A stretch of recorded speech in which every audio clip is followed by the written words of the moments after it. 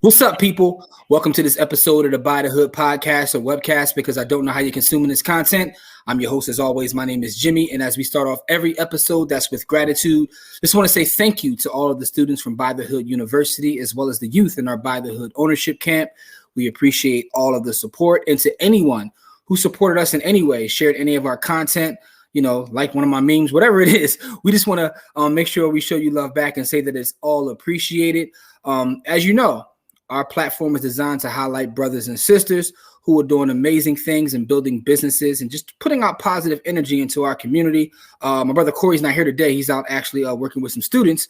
But with that being said, we do have a brother on who's building an amazing business. He's in the trucking business, but he has a specific way that he actually builds his business out.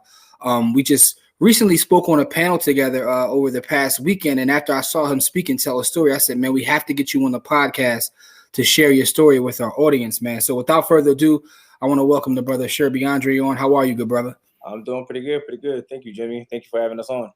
Absolutely, man. Listen, your story was very inspiring. In fact, I want to tell you this. So one of my closest friends and business partners was actually in the audience, and he's built a $1 million trucking business, right? But he actually did it the hard way, and he heard your story, and he comes to me after the fact. He was like, I want to switch. I want to do that. And this is someone who put the blood, sweat, and tears into, doing it the traditional way. And when you shared your story and how you do things, he was inspired. So I definitely want to plug you two guys together so you could talk. But yeah, your story was amazing, man. And I want to make sure I share that with the audience, man. So first off, before we even get started, congratulations on all your success and everything you got going on. Thank you, brother. Appreciate it, man. Just the beginning, man. All glory goes to God. That's right. So let's do this. Let's start with your story. Where are you originally born, raised? Where are you from? Yeah, so I was really born in Haiti. Me and my mom, my brother and sister moved from Haiti 1998, 99. So I've since living in Philadelphia ever since. Okay. I'm no longer in Philadelphia. Now I'm outside of Philly. I'm right there in Westchester. Oh, you're in Westchester now. Okay, so you originally actually were born in Haiti. Correct. Yeah. I'm Haitian. Okay, interesting. All right, that's what's up. Shout out to all the Haitians out there. That's right. That's right. So, what was it like coming up when you first got to Philly? Like, what was that coming from Haiti and then coming to Philadelphia? What was that journey like? It was a culture shock. Most people that, if any of you know some of the Haitians in Haiti back then, like I wasn't privy to having that electricity completely everywhere you went to. Some of the basic commodities of life that. How old were you? How old were you when you came? I was like 7, 8 years old, I think, at the max. Yeah, I was 8. Okay, yeah. So gotcha. Like the part of Haiti that we lived at, we had electricity, but it wasn't like all day. It was like, the lights came on at night and that was it. So when I came here and I saw, like, we flew into New York, man, I remember the drive from New York to Philly. I was like blown away in awe of everything. I mean, the first time seeing snow, it was snowing too. So I was like, man, I was completely giddy like a little kid. I just want to go outside and play because it was all this stuff that was new. But it was a complete culture shock, like moving here. So you had to, in the 7 years old, you have to learn a whole new language. I had to go to school with people I didn't necessarily know how to communicate with. But man, throughout the whole process, it's always good to make good friends and people that could help you through the process. So, and I'm just glad for all the people I met in the beginning that made life easier on me. Got you. So it was a complete transition. Yeah. So what kind of student were you? If you mean realistically, I was a straight A student. Like my mom didn't play that, man. School was our job. So there was no such thing as getting C's, D's, man. Like if you meet any islanders or any foreigners, I was going to say that anybody I know that's come from there, they said, look, there's no joke. Like doctor, lawyer, engineer, right? Yep. And it's a fun part that's also a trauma that a lot of foreigners face because man, they a lot of foreigners, like you said, doctor, lawyer. Or doctor, lawyer, or engineer, anything outside of it, they looked at it as a secondary class, but they don't understand success in a lot of different area. Yeah, and that's interesting, right? Because I've actually heard someone who reached success in business, and they were making a joke, and they said, "Doesn't matter to my father." He said, "You're still not a doctor." Like, and they got a multi-million-dollar business, and he said, "My pop doesn't care I have multi-million." He said, "You're still not a doctor." I'm like, wow. Yeah, like right, my little sister's in medical school. She's the creme de la creme of the family right now. Interesting. So that's interesting. Like culturally, that's interesting, though. Yeah. All right. So about your journey, though. Like, did you finish high school in Philadelphia? Yeah, so I went to ENS, George Washington Carver High School of Engineering and Science, right there at 16th and Norris, right in the middle of heart, North Philly. After Mhm. graduating there, I had a full ride scholarship. Ended up going down to Lock Haven University with it for got my degree in biochemistry. Yeah, completely left field, You right? broke up a little bit. I Yeah, said you broke up a little bit. Where'd you after you finished there? You went to where? I went to Lock Haven University. Okay, That's Lock all the way up Haven. in the mountain, man. I got my degree in biochemistry. Got in and got out. Hold up, where is Lock Haven at? I never even heard of Lock Haven University. Where's that at? Oh man, you got Lock Haven is one of those schools, man. You be late night watching, you see the infomercial, and they got a song associated with it.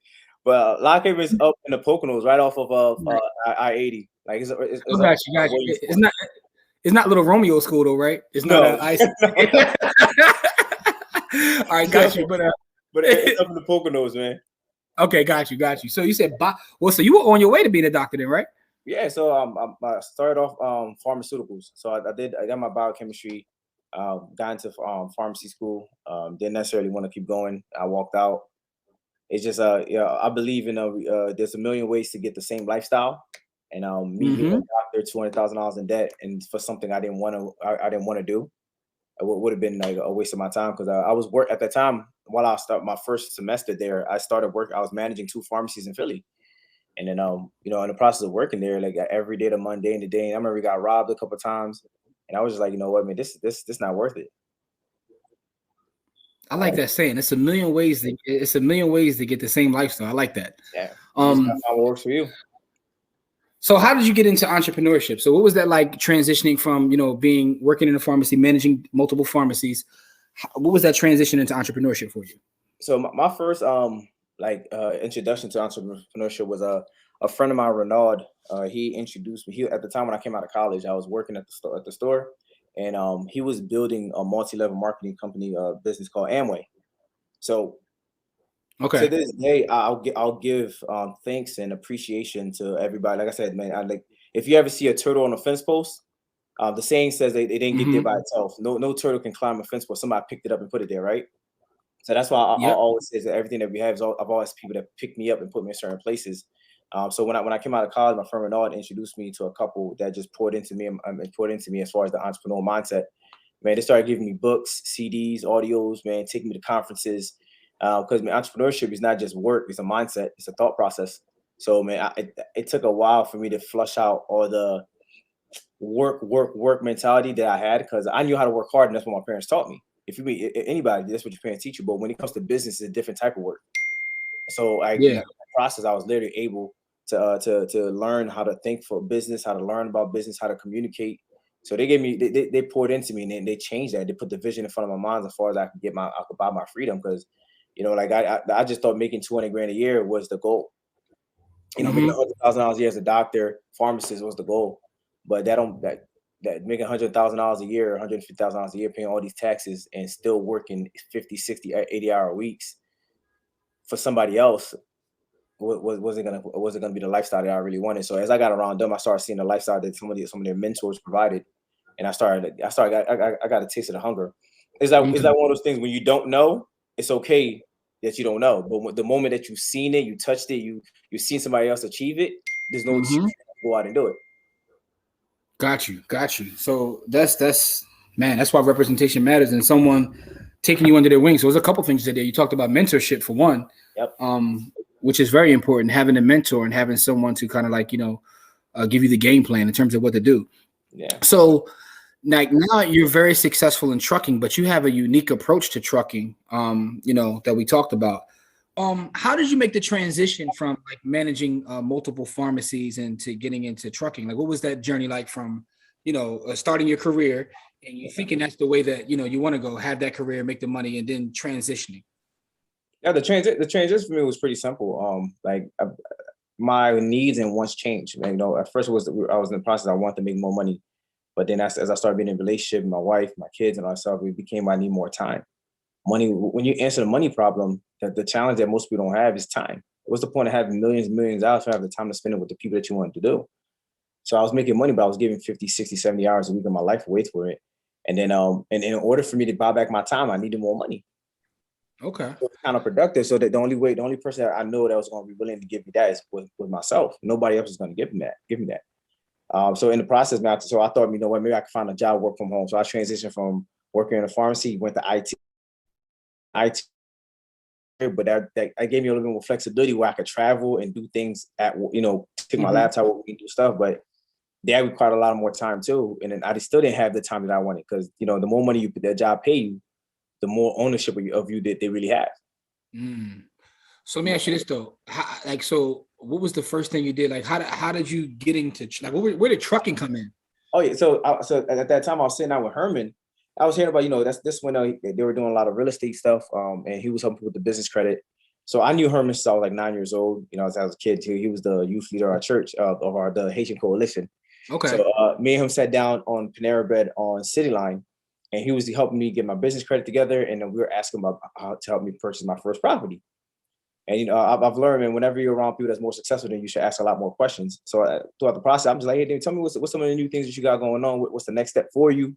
And he was like, yeah, a friend of mine owns 3 trucks and he made like $250,000. So it's like $350,000 at last year. I was like, what? And I was like, how much does a truck cost? And he was like, yeah, like 40, 50,000. I'm here about to put $200,000 in a house, and I was gonna make maybe like $700 on a monthly, after I pay everything. And I was like, man, like you talking about with $200,000, I could do the same thing, go buy 4 trucks. Mm-hmm.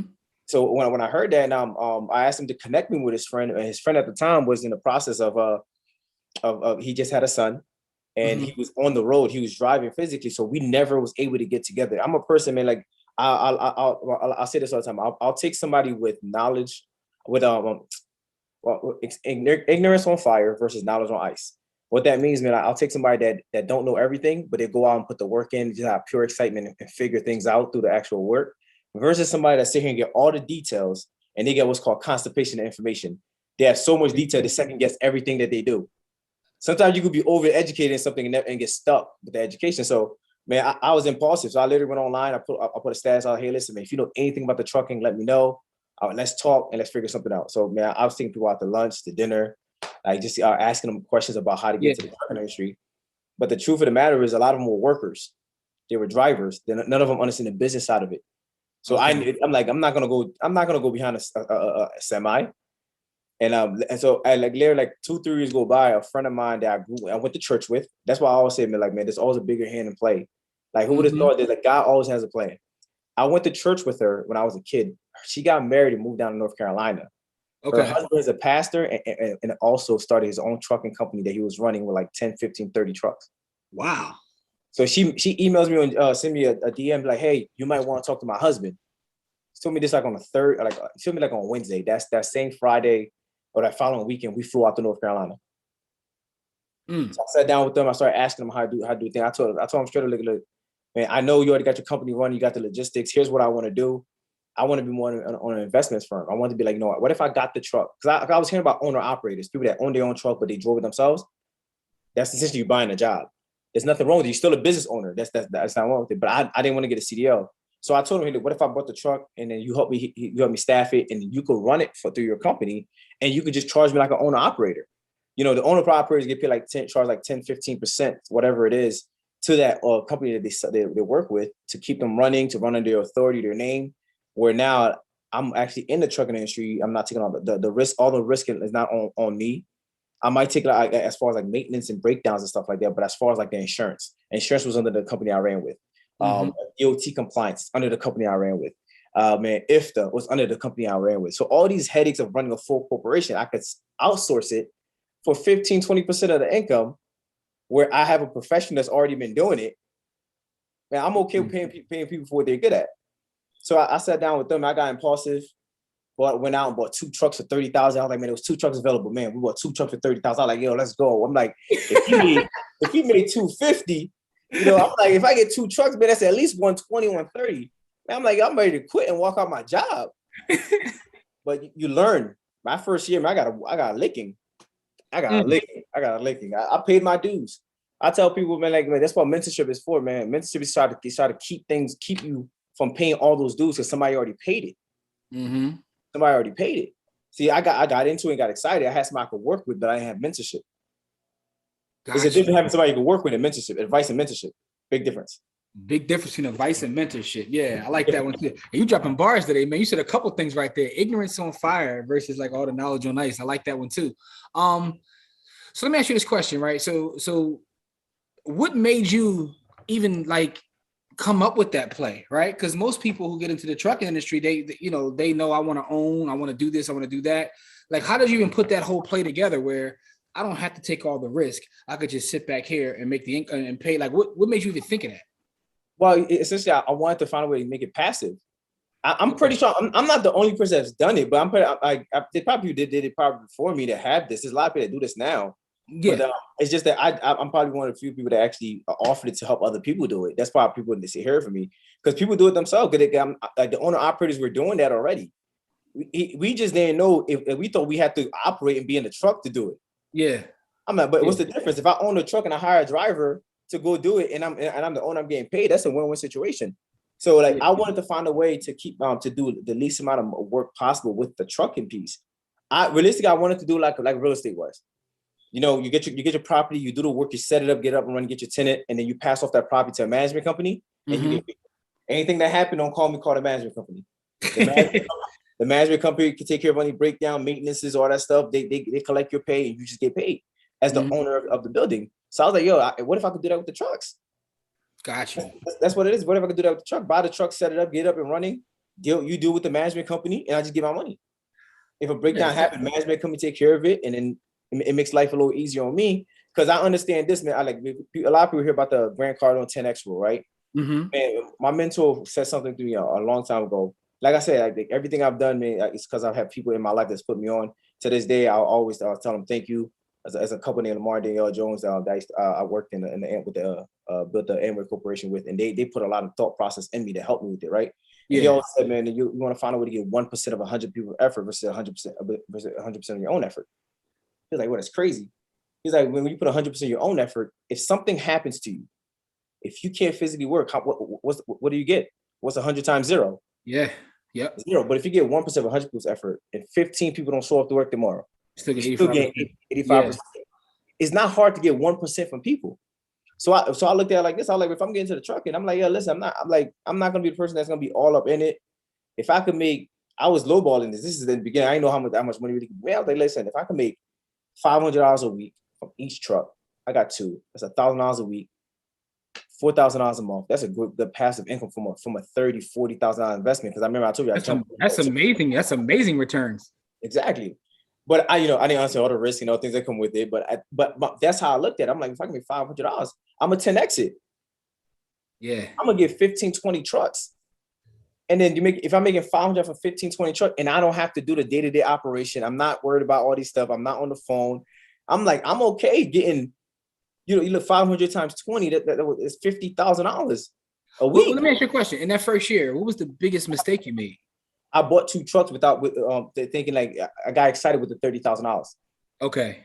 I jumped in. I didn't understand all the how to properly find a truck, so I bought two junkers. My first 2 months, I put $16,000 more of work into the truck. Okay, got you. You just It was just excitement. It was pure excitement. Oh, yo, I could make $250,000 with 2 trucks. Come on, man. And the 2 trucks came to me. It was one thing I should have been smart. I didn't ask for mentorship. I didn't go to the person, people I knew that was already in the street and how to probably find a truck. We just bought it out of the strength it was 2 trucks being sold. Got you. All right, so this is interesting the way you put this play together, and now you're showing other people how to do the same thing. Yeah. So let me ask you this, right? You figured this play out, and now you have other students that you're showing the exact same play to. Right. Realistically speaking, though, what kind of investment will someone have to make to, first of all, get your mentorship, and then 2, to get started? Okay. So there's 2 ways I offer. I have a pre-recorded video with all the steps on how to properly go out from step 1 to A to Z. Finding your truck, where to look for it, what kind of test to run for it, like everything that I should have did in the beginning when I first bought my truck and all that stuff. I even give out some of the companies that I have contracts with. You can reach out to them, and they'll help you do the sublease agreement, all the stuff that I did. I had that class that's pre-recorded. You can go you can watch it, go do it on your own, right? The class is $1,500, and you can do as many as you want. For my one-on-one mentorship, I charge $10,000 across the board. Where I'll physically do your first truck for you, get it up and running, set it up, walk you through hand in hand until your truck's on the road. At that point, you take over the management of it and keep it going. Then you still have access to my company as your liaison. When you can call us, anything that happened as you do your process, you can't figure out yourself, you can call us, we'll help you, make sure we do our best to help you on that back end, right? What we do at Andre Family Enterprise, we do a full servicing management company. We help people be able to invest into the trucking industry in more of a passive stream of income. And I tell people, when I say passive income, it's passive for you, but not because we're doing the work. Yeah. People want to get into passive so fast. No, somebody got to do the active work for it to be passive for you. Mm-hmm. So what we do, we'll help you find a truck. We'll do all the testing on the background with the dyno test, have a mechanical look at it, fuel injector test, blow-by test, oil sample test, all the testing that make sure that the truck is a good truck to buy. Because people can make a truck look real nice, detail it, and then you drive down the road and the engine fall out. Gotcha. And any truck we buy, we make sure we have the warranty to cover it, to make sure that our clients have a truck. I'm not guaranteeing it's the perfect truck. Here's why, because it is a used truck. There's things you're not going to know until you put 40,000 pounds on it. But we're going to mitigate your engine blowing. This test you could do to make sure that the major components are functioning effectively. Once we find a truck, our company, we do the staffing. We find the drivers for you. Make sure the driver has experience, background, able OTR. So we set it up, we get up and running. The average truck now is costing anywhere between, that like 65 to like 75. You're gonna get some crazy amount of numbers right now. Trucks I was paying $30,000 for a year and a half ago, or almost double, triple the cost now. Everything's up now. Let me ask you this: how much opportunity? Because I know I'm asking the questions. I know someone watching or listening to this is going to think, okay, well, with other people running this play, how much opportunity is actually out there in the marketplace for someone to get involved in this business right now? How much opportunity? All right, I'll say this like this. Right. So right now, the U.S. is having a problem. All the barges, all the ships that are bringing all the products, there's like 45 or 85 ships that are stuck on the ocean right now that can't get unloaded. And guess what's gonna have to move it? Trucks. So the whole United States economy, I tell people all the time, you want to see America go to a third world country real fast? Let the logistic companies shut down. Let's say the truck is going on strike. Yeah, and that's why they cost more to get into it now, right? Exactly. So like I look at everything that we do, because we transport, unless you're doing something that provide a product that's online where you don't physically have any physical components. But if you have something that has any type of physical component, it got to be delivered and transported from point A to point B. So whether you flew in, it's brought in by boat, by train, it got to get on a truck one way or the other. Mm-hmm. So there's more, from what I've seen, there's more work available than trucks and drivers. So the work is there. Got you. All right. So let me ask you this, right? So you have your own fleet of trucks now, and you've never gotten behind one and driven one before? No, I drove one in the parking lot. I drove one in the parking lot. I had to see what it's like in the parking lot, but I'm like, I've never driven on a highway or like I've been in the truck while somebody else drove it. Yeah. Be like, oh yeah, I'm about to do a load. No. That's amazing. All right, so that's an interesting story, man. So you actually started and shout out to Herman as well. You were trying to get in the real estate and bumped into this, and now you went full-fledged into this. So this is dope. This is a dope story. Let me ask you a question. Do you have a book or something that's inspired you along your journey? Yeah, there's plenty of books. There was a book called by Darren Harding called The Compound Effect. The Compound Effect. Okay, good one. It really talks about, small decisions compounded over time will provide the results that you are. So people see now some of the success that you're having, we're having, all the success that all these entrepreneurs are having in general, right? Mm-hmm. But what they didn't see is the small decisions you made for the last 5, 6, 7 years. Time when things were you didn't know if everything's gonna go perfect, but you kept on making the right small decisions. And then you look back, it's like the penny a day aspect. Yeah. It's like someone says, I'm an overnight success. It just took about 10, 15 years. Exactly. Like people forget, man, like what they see when you're successful is the highlight reel. Yeah. They didn't see the nights, the stories. They didn't see we live such an Instagram time now that people will look at your Instagram highlights and things you put up and think that's what it is. Yeah. But they didn't see what it took. This is Instagram's my highlight. Yeah, it's almost like sports, right? You see someone, playing basketball. You can see Yo, all the times they went to practice, the times they practiced, they didn't feel like it, all that kind of stuff. here's what I've always said. Like, so you ever miss a basketball game or a football game, right? Mhm. And then you're like, man, I want to catch the game. So you go on YouTube, you catch that like 5 minutes, a 3 minute highlight of the game. The Yeah. game looked like it was popping and crazy, right? Like, man, they just show you all the dunks and everything that's going on. Mm-hmm. So like, you're good. You're like, man. Then you go back and you watch the actual game. You're like, this game was whack. Like, I tell you, that's how my story is. It's like, man, like people see that the short clip of the 3 minutes, and they're like, yo, Gotcha. Sherby did a lot of things, a lot of work. But when you watch the full clip, there's a lot of ups and downs and things. Like, man, that's been rough. Yeah, so the compound effect, that's a good book. That's a good Yeah. book. And it's a good way to look at it. Along this journey though, right? Starting where you start, like you told your story, you started in Haiti.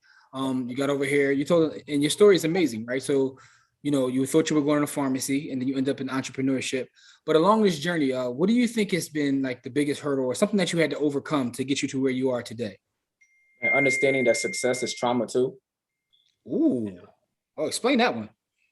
See, like, so a lot of time because of social media, a lot of people blow up the excitement and perception of success blows your name up pretty fast, right? Mm-hmm. If you're not ready mentally for the success that comes, it'll actually take a toll on you. That's why you see so many people now, they talk about mental health. There's Yeah. mental health. There's a lot of successful entrepreneurs that have horrible thought process, and they're stressing because you could be thrust into a lifeline where, I mean, if you're not ready to reciprocate and you're grounded in who you are, it can cause a lot of frustration with family, friends. Because in the process of you building your success, there's a lot of sacrifices you have to invest. Man, there was a lot of time, man, I didn't show up, man, almost for like 5 years straight. People didn't see me. Mm-hmm. I didn't come to the birthday. I didn't come to the birthday parties. I missed out on this. I was traveling to do this. I was traveling to do that. For that big friend, I had put my business first, and I forgot that, like, you had to have a balance. Yeah. But I was okay being unbalanced at that moment because I knew there was a termination date on it. Got you. But Got you. like all that throughout all that process, that costs a lot of like late night stresses. You're trying to figure out, I mean, you want to be there for your family, you want to be here for this, you want to be for the good times. But you gotta go out there and put the work in, because this is the life game. And once you become a full-time entrepreneur, bro, there's no there's not a back door. This is how I live. This is how my family eats. This is how my wife and my kids eat. There's no such thing. I can't come home and be like, yo, I'm tired, man. I don't feel like going to work today. Yeah.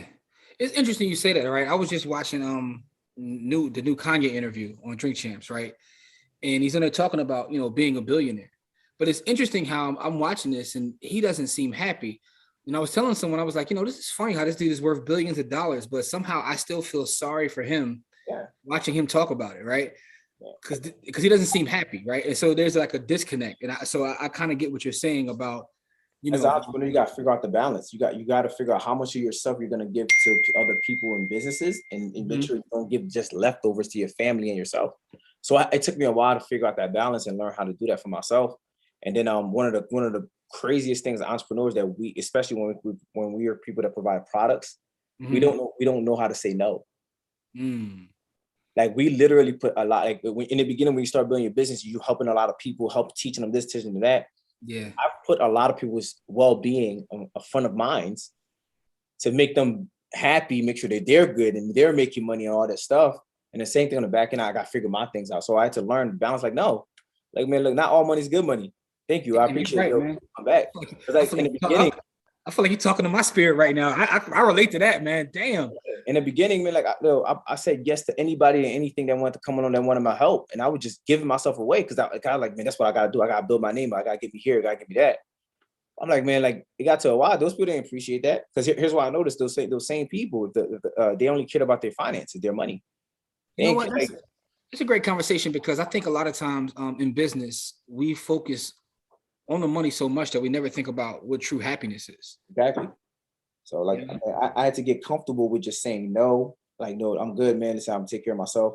I thought, man, I just saw this. I saw this the other day. One of my business partners sent it to me on and he said that I started to feel really successful when I started being selfish.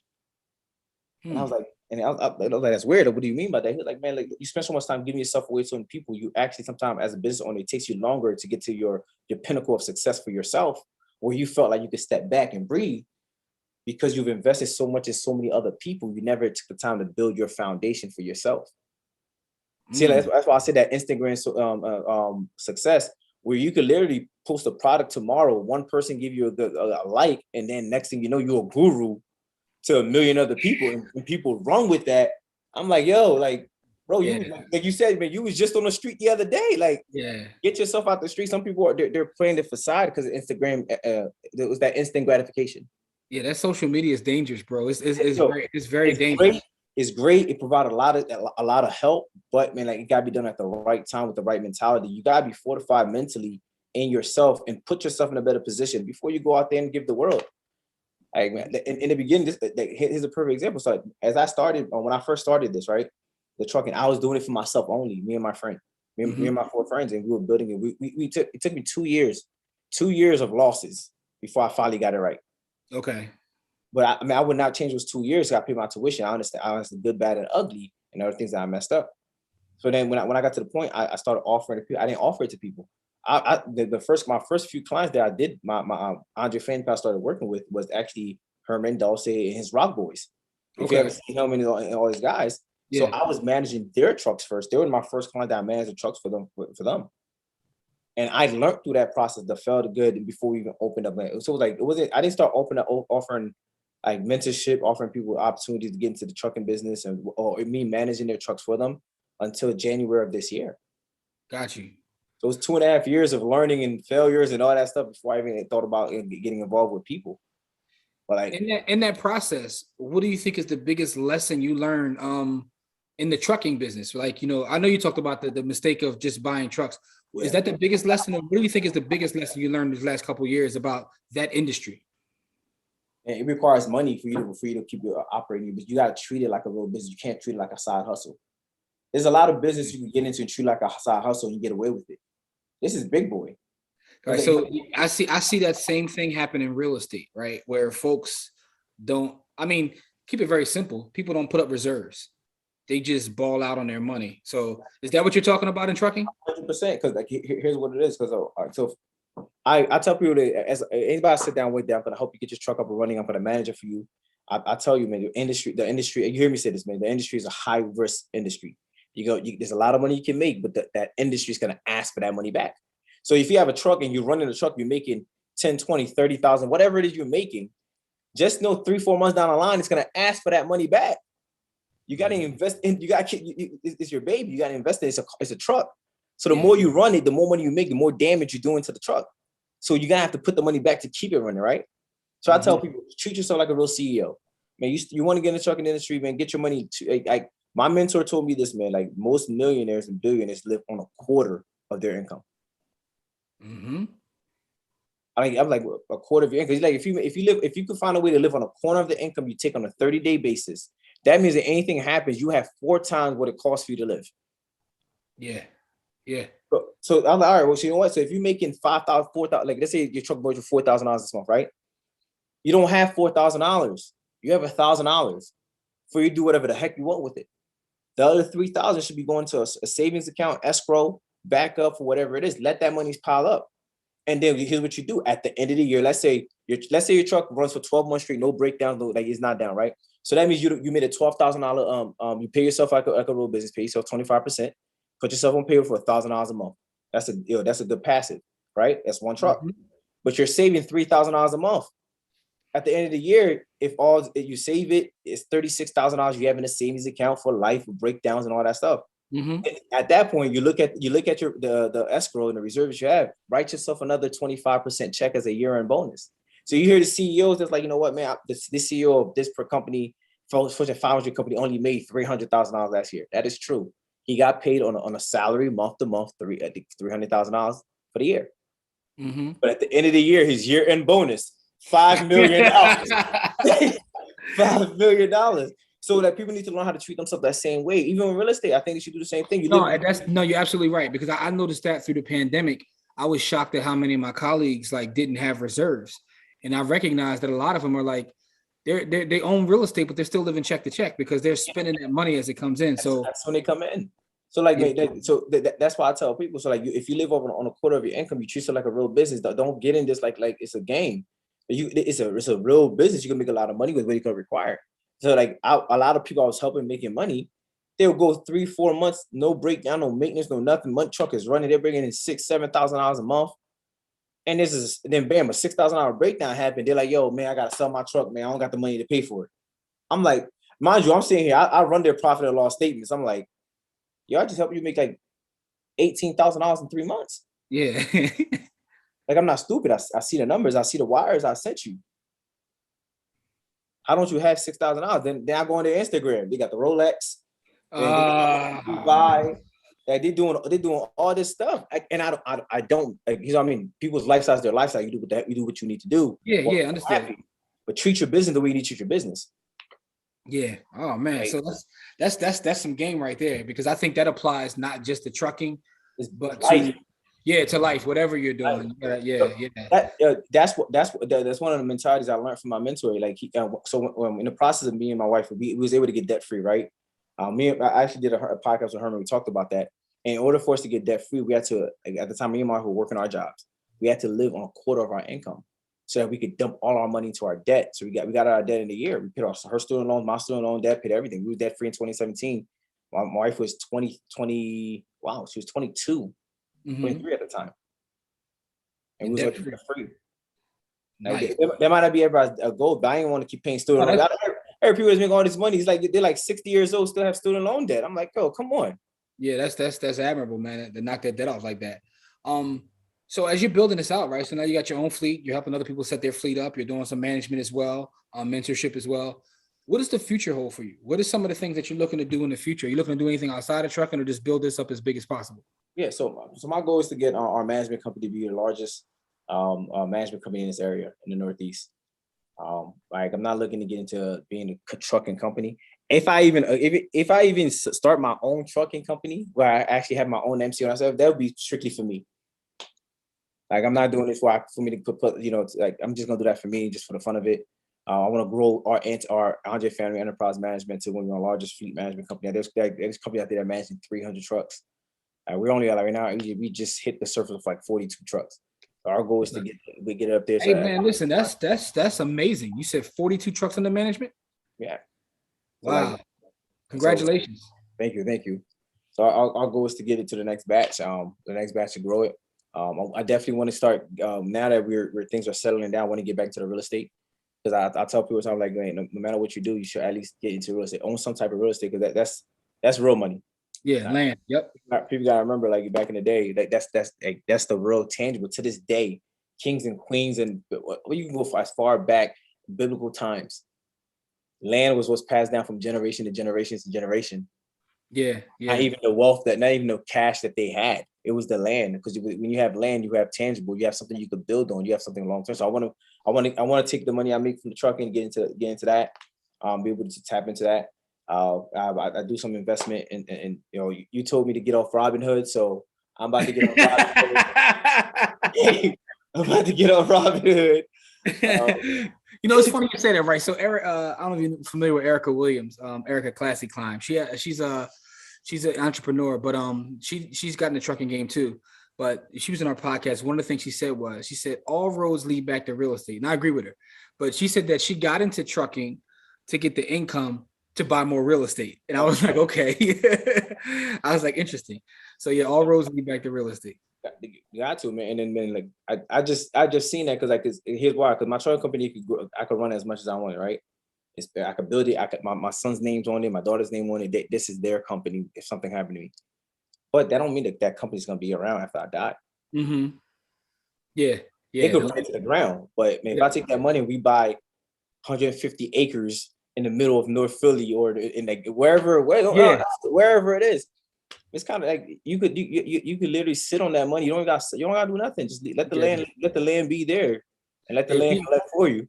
Yeah, Erica's dope. One of the things she did was she started buying like pieces of land for the people to park their trucks on, right? So she went down the different routes that she had and was buying like rest stops. Like, so that's what I'm working with a commercial realtor now to do.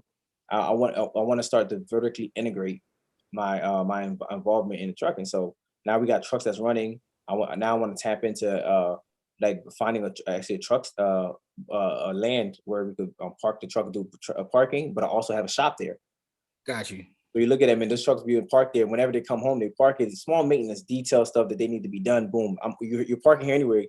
Let's change your tire for you before you get on the road. And like offer those kind of services. I'm not doing a full shop, but just those basic things save people millions. Versus your truck having a blowout in the middle of the street. You already park here. Here's a package. You know what I mean? If you pay X amount of dollars, this cover this amount of tires for you. So put them on like a monthly subscription where they could make their small tire chains, all that stuff, make it actually more efficient.